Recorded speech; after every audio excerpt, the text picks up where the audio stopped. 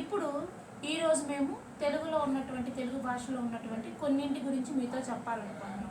ముందుగా తెలుగు వారములు: ఆదివారము, సోమవారము, మంగళవారము, బుధవారము, గురువారము, శుక్రవారము, శనివారము. అలాగే వారముల తర్వాత నెలలు చెప్తాను.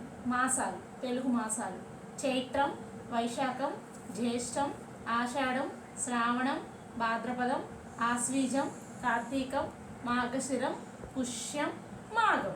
అలాగే ఇప్పుడు ఈరోజు లక్ష్మిత మనకి ముందుగా తిథులు చెప్పింది. పాడ్యమి, ద్వితీయ, తదియ, చవితి, పంచమి, షష్ఠి, సప్తమి, అష్టమి, నవమి, దశమి, ఏకాదశి, ద్వాదశి, త్రయోదశి, చతుర్దశి, పూర్ణిమ లేక అమావాస్య.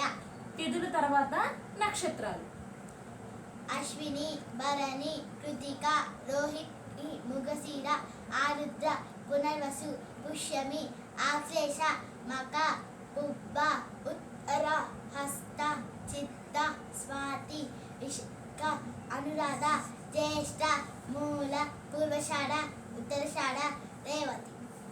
వారాలు, నెలలు, తిథులు, నక్షత్రాల తర్వాత తెలుగులో ఉన్న 60 సంవత్సరాల్లో మొదటి 15 సంవత్సరాల పేరు చెప్పింది. ప్రభవ, విభవ, శుక్ల, ప్రమోదుః, ప్రజోభక్తి, అంగీరస, శ్రీముఖ, భావ, యువ, తాత, బహుధాన్య, ఈశ్వర, ప్రమాది, విక్రమ, వృష. ధన్యవాదాలు.